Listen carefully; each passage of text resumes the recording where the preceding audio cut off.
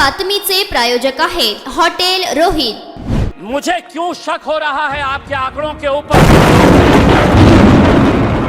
तो क्यों आप ये झूठा सपना दिखाए हैं कि 60,000 लोग को एक घर देना बहुत दूर की बात है, बनाया तक नहीं गया है।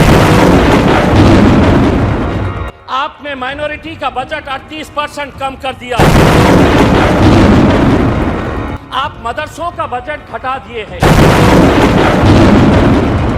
आप चाहते हैं कि माइनॉरिटी के बच्चे और विशेषकर मुसलमानों के बच्चे सिर्फ चाय के ठेले लगाए।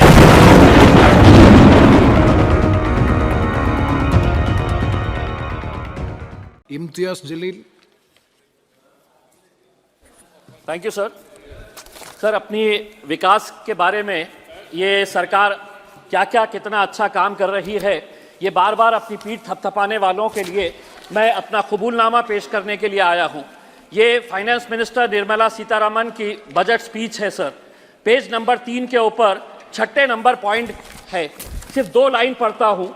The worries about food have been eliminated through free ration for 80 crore people.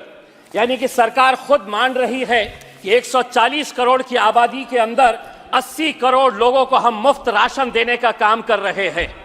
ये आपका विकास है। आपने खुद ने कबूला है 10 साल की आपकी उपलब्धि क्या है, तो आप 80 करोड़ लोगों को मुफ्त राशन देने का काम कर रहे हैं। ये फाइनेंस मिनिस्टर ने खुद अपने बजट स्पीच के अंदर कहा है।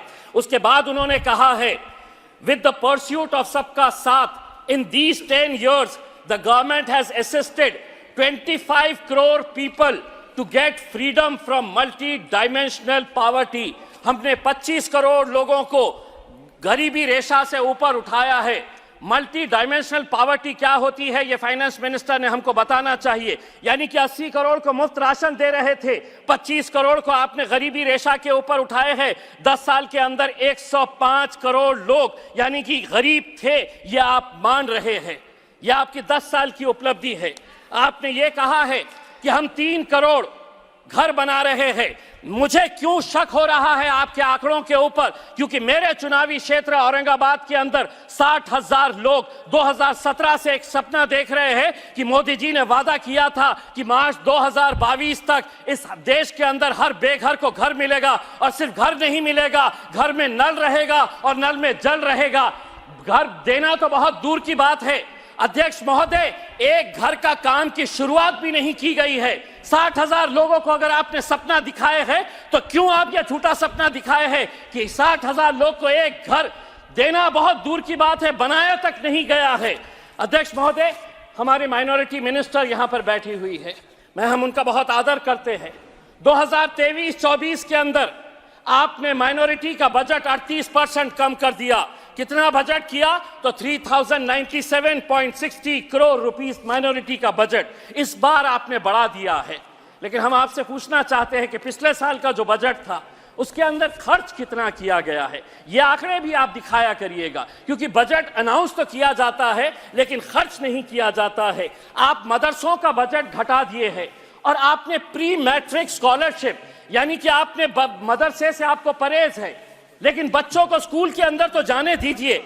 आपने प्री मैट्रिक स्कॉलरशिप का बजट भी 433 करोड़ से घटाकर आपने 326 करोड़ रुपीस लेकर आए। तो क्यों आप ये नारा देते हैं कि हम सबका विकास चाहते हैं? आप चाहते हैं कि माइनॉरिटी के बच्चे और विशेषकर मुसलमानों के बच्चे सिर्फ चाय के ठेले लगाए, पंचर बनाने का काम करे, ऑटो रिक्शा चलाने का काम करे, यही काम करे। वरना जस्टिफाई करिए कि आप इतनी बड़ी जो मेजॉरिटी है माइनॉरिटी के अंदर की, उनका बजट हर 5 साल के बाद कैसे कम कर रहे हैं आप? क्या वजह है, क्यों आप इसका बजट कम कर रहे हैं?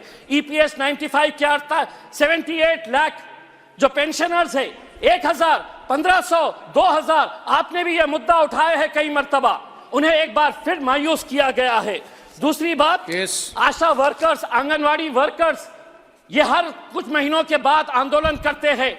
आप ये छोटी छोटी बच्चियों को, माँ को जो प्रेग्नेंट है, उनका इलाज, उनका देखरेख करने का जो काम करती है, आपने उनको कहा कि हम आपको भी हेल्थ कवर के अंदर लेकर आएंगे लेकिन आपकी पगार नहीं बढ़ने देंगे। 7,000 रुपये मिलते हैं, आशा वर्कर्स को, आंगनवाड़ी वर्कर को पूरी मेहनत करने के बाद भी 15,000 रुपये मिलते हैं। आज क्या वजह है कि आज उत्तर प्रदेश का नौजवान जो है वो इजराइल में जाकर मजदूरी का काम करने के लिए तैयार है, क्योंकि वहां पर 1,37,000 रुपये सिर्फ मजदूरी करने के लिए उसे मिल रही है, और यहां पर हम 15,000, 7,000, 2,000 रुपये ईपीएस पेंशन के नाम के ऊपर, आशा वर्कर्स के नाम के ऊपर हम दे रहे हैं। एक मिनट अध्यक्ष महोदय, एक मिनट।